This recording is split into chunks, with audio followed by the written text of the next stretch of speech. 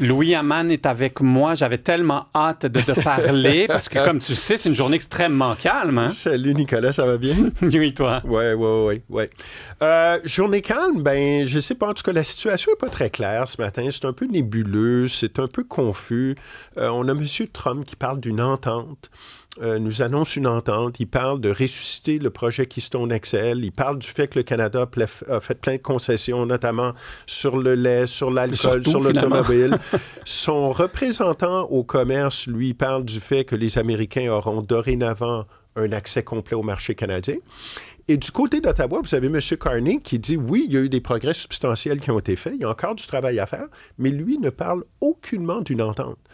Alors, tout ça n'est pas très lisible, mais je pense que la bonne nouvelle ce matin, c'est que les choses semblent avancer. On semble se diriger vers quelque chose qui ressemblerait en effet à une entente. On a un répit de 72 heures. Maintenant, à quel prix? C'est vraiment ça la grande question, là. C'est vraiment mon inquiétude depuis ce matin. Je lève la main, le flag, comme on dit, tu sais. S'il est si content, soit c'est... comme il a l'habitude de faire un peu une fausse nouvelle pour faire croire qu'il a gagné quelque chose. Mais il y a peut-être aussi l'option que peut-être qu'il a gagné quelque chose, puis pas à peu près, parce qu'on a quand même beaucoup de sujets importants qu'on essaie de protéger, qu'on n'arrive pas nécessairement à gagner dans cette négociation. Non, et là, moi, je vous dirais qu'à compter de maintenant, là, pour les 72 prochaines heures, la balle est vraiment dans le camp des provinces. Et quand je parle des provinces, Nicolas, là, c'est vraiment, on va être clair, c'est Québec, Ontario, Colombie-Britannique. Pourquoi je dis ça? Parce que d'une part, là, il faut se mettre dans la tête que pour les Américains, il n'y aura pas de deal avec le Canada si on ne remet pas l'alcool et les spiritueux américains sur les tablettes. Or, on sait que pour remettre l'alcool et les spiritueux américains sur les tablettes au Canada, M. Carney a besoin de non seulement la collaboration, mais l'approbation des provinces, et en l'occurrence, l'Ontario, le Québec et la Colombie-Britannique. Pourquoi? Parce que quand on regarde les concessions qui auraient été faites par l'équipe de négociation canadienne, plusieurs de ces concessions-là touchent des secteurs économiques stratégiques dans ces trois provinces-là.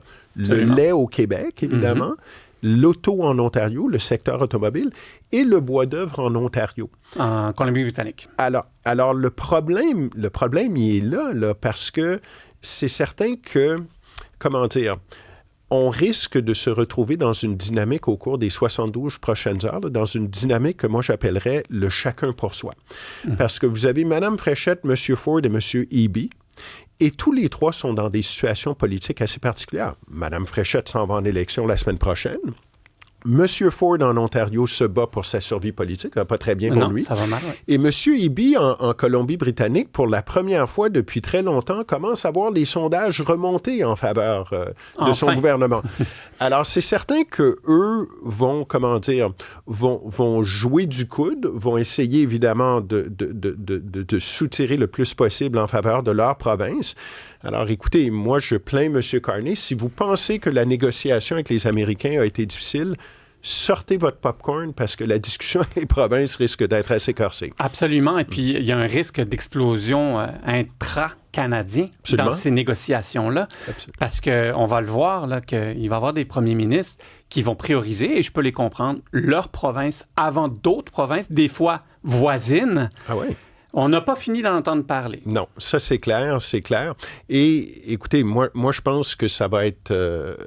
moi je pense qu'on va arriver à une entente là, tôt ou tard, je pense. Mais encore une fois, je reviens à ce que je disais tout à l'heure. À quel prix, d'une part, économique, mais aussi, tu le mentionnes, à quel prix politique? Exact. Et puis des ententes dans les autres pays, comment ils se sont entendus? Est-ce qu'ils ont dû baisser leur culotte? Est-ce qu'ils ont dû tout donner? Non, mais c'est l'expression qui me vient en tête là, en ce moment. On est en train de faire la guidoune là, pour essayer de s'entendre. Non, c'est clair. Ben, on sait évidemment, depuis son retour à la Maison-Blanche, M. Trump a complètement bousculé le commerce international avec son fameux agenda économique protectionniste. Là. Agenda économique qui, lui, en tout cas, disait qu'il allait présager là, a un nouvel âge d'or aux États-Unis, un nouvel âge d'or américain. Or, un peu plus d'1 an et demi depuis son retour à la Maison-Blanche, Nicolas, quand on regarde, qu'est-ce que ça a donné, tout ça, bien, force est de constater que l'agenda économique du président n'a pas donné les résultats escomptés, là. Le nombre d'emplois manufacturiers n'a pas augmenté aux États-Unis. L'inflation cause encore beaucoup de maux de tête aux consommateurs américains. La croissance économique n'est pas au rendez-vous. On estime d'ailleurs que la batterie de droits de douane qu'il a imposé à un paquet de pays s'est traduit essentiellement par une taxe d'environ 1 000 $ par famille aux États-Unis. Ah, OK, c'est un bon deal, ça. Alors, c'est Art of the deal, hein, comme on dit. Alors, c'est pas rien. Et ça, c'est sans compter, évidemment, les milliers d'emplois qui ont été perdus. Tout ça pour dire que, le Canada n'est pas seul à faire face à cette musique-là. Il y a la Grande-Bretagne, l'Union européenne, la Corée du Sud, le Japon. Et je me suis dit que ce matin, ça pourrait être intéressant de faire un tour d'horizon assez rapide. Regardez, qu'est-ce que ça a donné dans ces pays-là? Alors, Grande-Bretagne, on va commencer avec un des premiers pays à conclure une entente avec M. Trump. Il y avait une première salve de droits de douane qui ont été, rejetés par la Cour suprême américaine. Et par la suite, Londres et Washington se sont entendus sur un deal. Droit de douane général, 10 %. 25 % pour l'auto et l'acier. Alors, par ailleurs, si Londres cherchait une certaine stabilité avec cette entente-là, c'est manqué. Aucunement, il s'engueule avec le premier ministre depuis le début. Là. Exactement. Et deuxièmement, les deals que signe M. Trump, je veux dire, c'est écrit noir sur blanc, lui peut les annuler à tout moment. Et c'est pas non plus approuvé par le Congrès américain, tout ça. Alors, c'est au bon vouloir de M. Trump. Japon, maintenant, aussi un pays qui a réussi à rapidement s'entendre avec l'administration américaine. Tokyo a été en mesure de se négocier une réduction des droits de douane à l'origine de 24 % à 15 %. On a accepté également d'ouvrir davantage le marché japonais domestique aux voitures américaines, à l'énergie américaine, au riz américain également.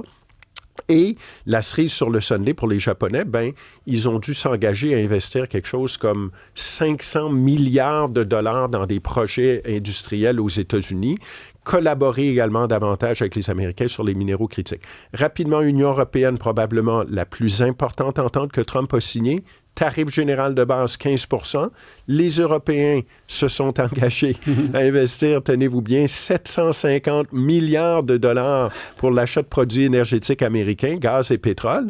Et ils se sont également, engagés à investir 600 milliards de dollars dans des secteurs économiques stratégiques. Alors, on se rappellera que dans le cas de l'Union européenne, il y avait eu de la friture sur la ligne quand M. Trump avait parlé d'annexer le Groenland. Ouais. Tout ça a été réglé. Le Parlement européen a finalement adopté, si vous voulez, le deal.